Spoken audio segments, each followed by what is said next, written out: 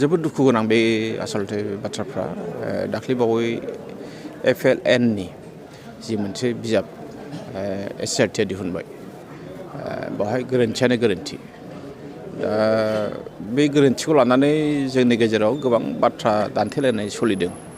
थुनलाइ आफादा जों रावजोंबो बाथ्रा दान्थेनो जों थाङा नाथाय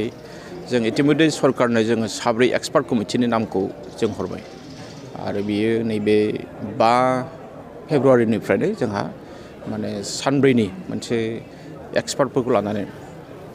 मायाव गोरोन्थि जादों बेनि सायाव बेखौ सोदांनायनि मोनसे हाबाफारि जागोन आसाम सरकारनि जि बर' बिजोंनि सायाव जि पलिसि आं जुदि बुङोब्ला थोंजोङै सासे बिबानगिरि हिसाबै मोजां नङा जोंहा दिनै बुंदों जे 6.3 जों बिथार गोरोबथानि गेजेरजों स्कुलफ्रा प्रभिन्सियेलाइज जानांगौ कलेजफ्रा प्रभिन्सियेलाइज जानांगौ नाथाय आसाम सरकारनि जि गोसो बेखौ नुयोब्ला माने एसे माने एरायनानै सोलिनो नागिरनाय बायदिखौ जों नुनो मोनदों दिनै जोंहा मोनसे एखेबारे गोथां मोनसे सावगारि नैबे धोनस्रि जिल्ला गलाघाटनि सिङाव थानाय धोनस्रि जिल्ला बर' थुनलाइ आफाद दङ आरो लोगोसे नैबे गलाघाट जिल्ला बर' थुनलाइ आफाद बेवहाय मात्र एमइ स्कुला गंब्रै दङ गंब्रैबो भेन्सार एलपि स्कुल दङ बे एलपि स्कुलफ्राबो थैहां बरफहां फोरोंगिरि गैयिनि थाखाय आरो बेवहाय जेबो इनफ्रास्ट्राक्चार गैया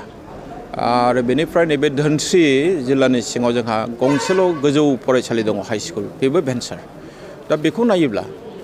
माने जोंनि बर' बिजोंनि जि फैबाय थानाय सानाव जि हालोद बे हालोदा जोबोद माने गिथावथाव आं जि नुबाय थादों आथिखालाव सावगारिया एसेबो मोजां नङा आं बेखौ नोंथांमोननि बे चेनेलनि गेजेरजों रोखा रोखायै मिथिहोदों जिहेतु बिजोंजों लोगोसे बेनि अनगायैबो जोङो फरायसालिफोराव माब्लाबा सम नुयो जे एसामिस फोरोंगिरि बा गुबुन बिजोंनि बा गुबुन नैबे हारिनि बा सुबुंफोरखौ बिथांमोनखौ एपइन्ट खालामनायाबो सम जाफ्लेबाय थादों दा बे बिथिङाव जों बिनि सायाव सावरायबाय थादों बर' बिजोंनि फोरोंगिरिफोरखौ जायफोरखौ बर' बिजोंनि थाखाय थिसनदोंमोन बिथांमोनखौ असमिया बिजोङाव हरदों आरो हरदों मस्थ' गोजानाव हरदों जेरै माजबिलियाव हरदों आरो खायसेखौ हिन्दी बिजोंनि फरायसालियाव थिसनदों दा बिथांमोना जोंनो रिपर्टखौ होबाय जायफोर फोरोंगिरिखौ हरदों आरो बेखौ लानानै जोङो separate directorate Bodo' medium and आदार ट्राइबेल लेंगुवेज जों बिथांमोनजों सावरायबाय जोङो बिनि सायाव खामानि मावबाय थादों जथायै दुलाराय बर' फरायसा आफाद आरो बर' थुनलाइ आफाद आरो आं बेखौ नोंथांमोननो माने थिग बुंनो हायाखै नाथाय जोङो नैबे फेब्रुवारि दानावनो जों माबा मोनसे मोजां माने रिजाल्ट बा डिसिसन बैफोर जायफोर फोरोंगिरिफ्रा जाहाथे बर'नि फोरोंगिरिफ्रा बर'आवनो फैयो एसामिसना एसामिसाव थाङो जों बेखिनि खामानिखौ मावबाय थादों आरो मिजिंथिनो हायो बिनि सायाव जोंनि जायफोर केन्डिडेट गोबां भुक्तभोगि बिथांमोना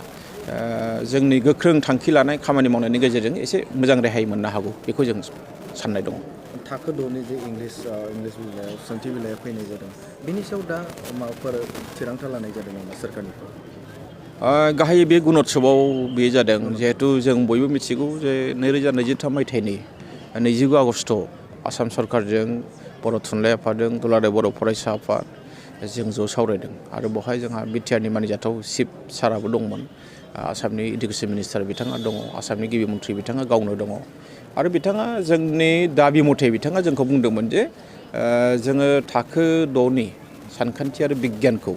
जोङो मोननै रावनि खालामगोन इंलिसाव 100% आरो बर'आवबो 100% नाथाय जोङो हरखाबै नुनो मोनबाय जे गुणत्सबआव जे कुइसनफ्रा इंलिसाव फैजोब्बाय बेखौ लानानै जोंनिफ्राय जों रियेक्ट खालामबाय दुलाराय बर' फरायसा आफादजों जोङो जयै सावरायनानै जोङो गार्जेनफोरखौ खावलायबाय फरायसाफोरखौ जोङो खावलायबाय आनजादाव जिरायनाङा फोरोंगिरि बिथांमोनखौबो जों खावलायबाय आनजादाव जिरायहोनो नाङा थिग बे मथेनो मोनसे रियेक्ट फैबाय जे गभर्नमेन्टनिफ्रायबो जे मोनसे गोरोन्थि जालांबाय उननि पर्यायाव बे गोरोन्थिया जाफिना होननानै बिथांमोना जोंनो मिथिहोदों दा बेखायनो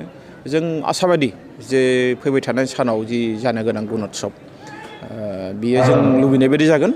आरो बिथांमोनाबो गावसिनि खोथा होनायखौ लाखिगोन जोंहा मोनसे मिजिं दं मोनसे गोजोनथाव खौरां